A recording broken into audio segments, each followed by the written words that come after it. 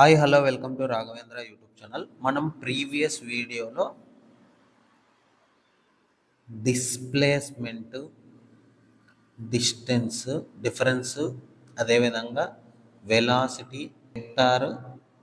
Scalar scalar ఈ topics పైన నీట్గా డిస్కస్ చేస్తాం. ఎవరైతే ఈ వీడియో చూడలేదో ఫస్ట్ ఆ వీడియో చూసిన తర్వాత ఈ వీడియో చూడండి, ఓకేనా? మీకు ఇంకా క్లారిటీ వస్తుంది. సో మనము ఇంతకుముందు వీడియోలో సేమ్ డిస్టెన్స్ డిస్ప్లేస్మెంట్కి డిఫరెన్స్ తెలుసుకున్నాం కదా. ఇప్పుడు ఈ వీడియోలో ఏం చేద్దామంటే వెలాసిటీకి స్పీడ్కి డిఫరెన్స్ తెలుసుకుందాం, ఓకేనా? సో వెలాసిటీ చూడండి, velocity is a rate of change of displacement with respect to time in a specific direction. చూడండి, velocity rate of change of displacement. Okay, for example నేను ఒక స్కూటీ తీసుకుంటున్నాను లేదా స్కూటర్ తీసుకుంటున్నాను. ఇక్కడ డిస్టెన్స్ ఎంత ఉందో తెలియదు మనకి. సో ఇక్కడ నుంచి ఇక్కడికి వెళ్ళాలి నేను. ఒక డిస్టెన్స్ ఇప్పుడు 5 మీటర్ అంటే డిస్ప్లేస్మెంట్ అంటున్నాడు ఇక్కడ. డిస్ప్లేస్మెంట్ అంటే 5 మీటర్స్ అనుకుందాం. ఇక్కడ నుంచి ఇక్కడికి ఎంతకి వెళ్ళాను నేను, ఎన్ని మీటర్స్లో వెళ్ళినా, ఎన్ని మీటర్స్ పర్ అవర్లో వెళ్ళినా అంటే వెలాసిటీ కదా. వెలాసిటీ ఏం చెప్తున్నాడు ఇక్కడ, velocity displacement by time. Displacement by time అంటే నథింగ్ బట్ వెలాసిటీ. అంటే ఒక ఫుల్ క్లారిటీ ఇస్తాను చూడండి. యాక్చువల్గా డిస్టెన్స్ అంటే ఫార్ములా ఏమి, స్పీడ్ ఇంటూ టైం, సింపుల్. అదే డిస్ప్లేస్మెంట్ అంటే ఏమి, రెండు ఒకటే. డిస్ప్లేస్మెంట్ అంటే velocity into time. Velocity into time అంటే ఇక్కడ డైరెక్షన్స్ ఉంటాయి చూడండి, డైరెక్షన్స్ ఇస్తుంది, ఓకేనా? డిస్టెన్స్కి డిస్ప్లేస్మెంట్కి ఓకే, రెండు ఒకటే. కానీ ఇక్కడ డిస్టెన్స్ అనేది స్కేలార్ క్వాంటిటీ, డిస్ప్లేస్మెంట్ అనేది వెక్టార్ క్వాంటిటీ. అంతే. ఇది అర్థం కావాలంటే ముందు ప్రీవియస్ వీడియోలో నీట్గా చూడండి వెళ్ళి. ఇప్పుడు చూడండి, symbolically velocity is equal to distance by time. ఇప్పుడు దీంట్లో టైప్స్ చూద్దాం. టైప్స్ ఆఫ్ వెలాసిటీ చూడండి ఒకసారి నీట్గా. Uniform velocity, non uniform velocity, average, instantaneous velocity. Instantaneous velocity అంటే ఇన్స్టాంట్గా చేంజ్ అవ్వడం అనమాట. ఏమి ఇన్స్టాంటేనియస్ వెలాసిటీ. ఇప్పుడు చూడండి, యూనిఫామ్ వెలాసిటీ అంటే ఏమో చూద్దాం. When an object covers equal displacement, equal time intervals in a straight line. A car moving at 60 kilometre per hour east continuously. అంటే ఇప్పుడు ఫర్ ఎగ్జాంపుల్ ఈ కార్ ఉంది, డైరెక్ట్గా ఇలా వెళ్తుంది. ఫస్ట్ 60 కిలోమీటర్ పర్ అవర్లోనే వెళ్తుంది, తర్వాత కూడా 60 కిలోమీటర్ పర్ అవర్నే వెళ్తుంది, ఆ తర్వాత కూడా 60 కిలోమీటర్ పర్ అవరే వెళ్తుంది. సో ఇదంతా ఏమి, యూనిఫామ్ వెలాసిటీ. యూనిఫామ్ అంటే కాన్స్టెంట్గా వెలాసిటీ అని, ఓకే? నెక్స్ట్ చూడండి, non uniform velocity changes with time either magnitude, direction are both. A car slowing down are turning. చూడండి, ఫర్ ఎగ్జాంపుల్ మనమే కారే కాకుండా ఒక స్కూటర్ తీసుకుందాం. నేనే ఒక స్కూటర్ని ఏం చేస్తున్నానంటే ఒక 10 కిలోమీటర్ పర్ అవర్ వెళ్తున్నా. లైట్గా టర్న్ వచ్చింది. ఇలా టర్న్ వచ్చేటప్పుడు ఈ 10 కిలోమీటర్ పర్ అవర్ కాస్త ఏమవుతుందంటే కొద్దిగా తగ్గిద్దాం, 7 కిలోమీటర్ పర్ అవర్గా తగ్గిద్దాం. అంటే ఇక్కడ చూడండి, velocity changes the time, change అయింది ఈ టైంలో. నెక్స్ట్ మ్యాగ్నిట్యూడ్ అంటే డైరెక్షన్ అనేది కూడా చేంజ్ అయ్యి చూడండి. ఇలా ఉంది డైరెక్షన్, ఇప్పుడు ఎలా అయింది, ఇలా అయిపోయింది, ఓకేనా? డైరెక్షన్ అనేది కూడా చేంజ్ అయింది. బోత్ ఏ కార్ స్లోయింగ్ ద్వారా టర్నింగ్. ఓకే, అర్థమైనట్లుంది. సింపుల్గా మీరు టర్న్ అయ్యేటప్పుడు వెలాసిటీ తగ్గించడం ఏమంటే నాన్ యూనిఫామ్ వెలాసిటీ అని చెప్తున్నాడు, ఓకేనా? నెక్స్ట్ యావరేజ్ వెలాసిటీ చూడండి. యావరేజ్ వెలాసిటీ అంటే total distance by total time. అంటే డిస్టెన్స్ అన్నాం, ఇక్కడ డిస్ప్లేస్మెంట్ అంటాం. Total displacement by total time. అంటే average velocity x2 minus x1 divided by t2 minus t1. Okay, x2 minus x1 divided by t2 minus t1. Next చూడండి, instantaneous velocity చూడండి ఒకసారి. Instantaneous velocity వచ్చి velocity of a body at a particular instant of time. చూడండి, velocity of a body at a particular instant of time. ఉన్నట్లుండి start అవ్వడం, the car speeding up, ఉన్నట్లుండి slow చేయడం, అలా అనమాట ఇన్స్టాంటేనియస్ వెలాసిటీ. ఇప్పుడు difference between speed and velocity చూడండి. Future ఏమంటారంటే స్పీడ్ అండ్ వెలాసిటీ అంటాం దీన్ని. స్పీడ్ని స్పీడ్ అంటే వెలాసిటీ అంటే వెలాసిటీ అంటే డైరెక్షన్, సింపుల్. దీన్ని నేచర్ ఏమంటాం, స్పీడ్ని స్కేలార్ అంటాం. ఇక్కడ వెక్టార్.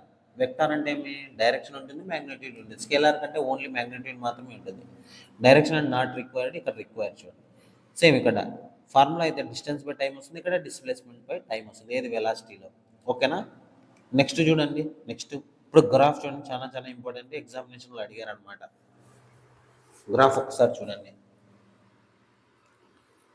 సో యాక్సలరేషన్ అనేది వై యాక్సిస్ పైన, టైం అనేది ఎక్స్ యాక్సిస్ పైన తీసుకున్నప్పుడు ఏమవుతుందంటే ఇంక్రీజ్ అవుతా వెళ్తూ ఉంటుంది. యాక్సలరేషన్ ఇక్కడ ఇంక్రీజ్ అవుతూ ఉంది.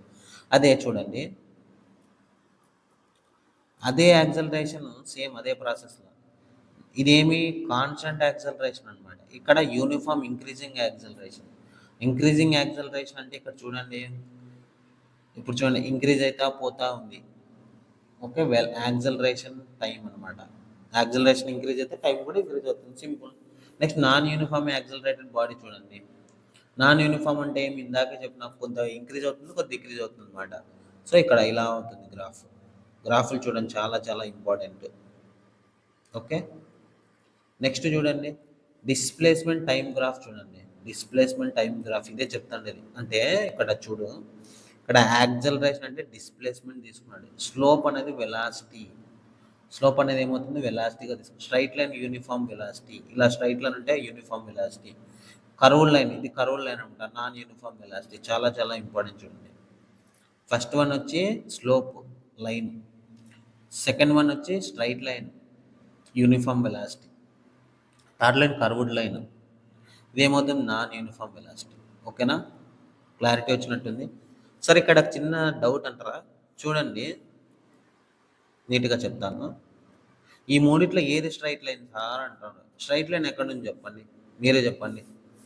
ఇందాక చెప్పిన uniform velocity, uniform velocity. So curved line non uniform velocity. Curved line అంటే ఇది, ఈ పార్ట్ అనమాట. ఓకేనా. స్ట్రైట్ లైన్ చూడండి, స్ట్రైట్ లైన్ ఎక్కడ ఉంది మనకి, స్ట్రైట్ లైన్ అంటే second one. Third line slope velocity line. Okay, ఇంకేమైనా డౌటా, ఎనీ డౌట్స్? నెక్స్ట్ వన్ చూడండి, Newton's first laws of motion చూడండి. an object rest will be at rest, an object motion it will be it uniform motion in a straight line unless accept upon by an external unbalanced force. ఏమంటున్నాడంటే, for example నేను ఒక scooty తీసుకున్నా, ఈ scooty అనేది నేను ఇక్కడ పెట్టేసాను. ఈ స్కూటీ అనేది నువ్వు అక్కడ ఎవరు టచ్ చేయకోకుండా ఎన్ని రోజులు అక్కడే ఉంటే అక్కడే ఉండిపోతుంది. ఇంకొకటి ఎక్స్టర్నల్ బ్యాలెన్స్ కూడా ఉండవు. అదే an object rest will be remains rest, an object motion will be continue uniform motion in a straight line unless acted upon by external unbalanced force. అదే ఓకేనా. This law is also known as laws of inertia. చాలా చాలా important, loss of inertia అని కూడా అంటారు ఈ లాని. First లా simple ఎగ్జామినేషన్లో అడిగాను, రీసెంట్ టెక్నీషియన్లో ఏం అడిగానంటే లాస్ ఆఫ్ ఇనర్షియాని ఎలా అంటారు, ఫస్ట్ లానా, సెకండ్ లానా, థర్డ్ లానా. ఇప్పుడు ఎగ్జాంపుల్ చెప్తాను చూడండి. A body does not change its state of motion or rest its own. చూడండి, a body does not change అవ్వదు. బాడీ అంటే నథింగ్ బట్ ఏదైనా కానీ. Change its motion happens only when external unbalanced force is applied. ఏదైనా external unbalanced force ఏదైనా apply అయితేనే change అవుతుంది. Next, if net force ఏమవుతుంది, the object stays in current state either rest or in uniform motion. చూడండి, net force ఎంత అవుతుందంటే zero. చాలా చాలా ఇంపార్టెంట్, జీరో అవుతుంది చూడండి. ఓకే, ఇక్కడ కొద్దిగా క్రాక్ ఫార్మేషన్లో ఇమేజ్ డోంట్ మైండ్, నీట్గా వస్తుంది కదా. So inertia is inertia is a tendency of an object resist any change it's rest of it's motion or rest. ఇప్పుడు ఒక ఎగ్జాంపుల్ న్యూటన్ ఫస్ట్లో చూడండి, ఒక కాయిన్ తీసుకొని ఇక్కడ పెట్టాము, మనం ఇక్కడ కొట్టాము, అదేమవుతుంది, ఎగిరిపోయింది. ఎగిరి పడడం వల్ల ఏమి, అక్కడ మోషన్లో వెళ్ళింది. ఓకేనా, మోషన్లో వెళ్ళిపోయింది అనమాట. అంటే ఈ కాయిన్ అనేది ఎక్కడుంది, దీంట్లోకి వెళ్ళిపోయింది.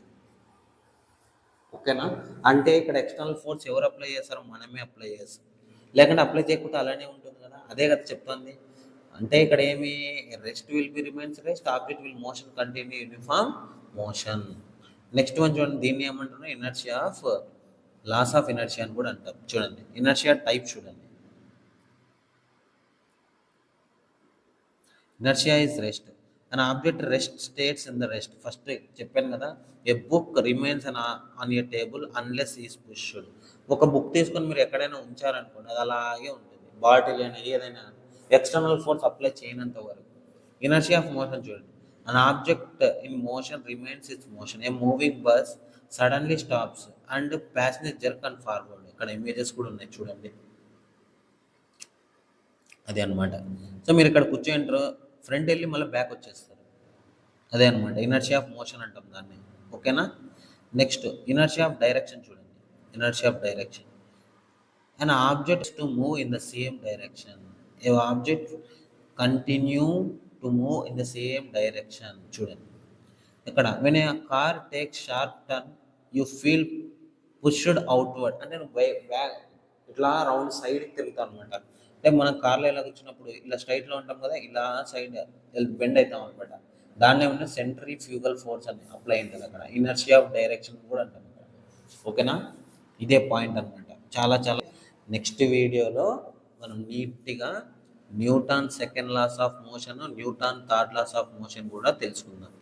ఎవరైతే మన వీడియో చూస్తున్నారో ఫస్ట్ లైక్ చేయండి, షేర్ చేయండి, సబ్స్క్రైబ్ చేయండి. అదేవిధంగా మీకు ఏమైనా చేంజ్ అవ్వాలంటే కామెంట్ చేయండి ఒకసారి, ఇట్లా కంటిన్యూషన్ కావాలా క్లాసులు అనేవాళ్ళు. ఓకే, క్లాసెస్ ఎలా ఉన్నాయో కూడా ఒకసారి మీ ఫీడ్బ్యాక్ రాయండి క్లాసెస్ కింద, ఎలా ఉంది సార్ అని. Okay, thank you.